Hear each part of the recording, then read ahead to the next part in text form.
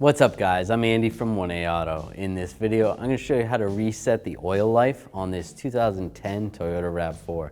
If you need parts for your vehicle, click the link in the description and head over to 1aauto.com. All right, take the key, turn the vehicle to the on position without starting the vehicle.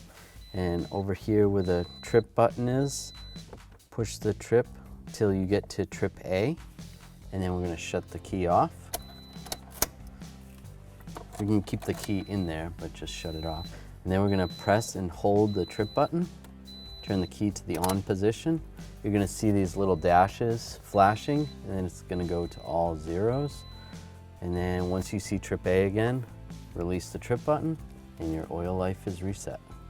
Thanks for watching. Visit 1aauto.com for quality auto parts shipped to your door, the place for DIY auto repair. And if you enjoyed this video, please click the subscribe button.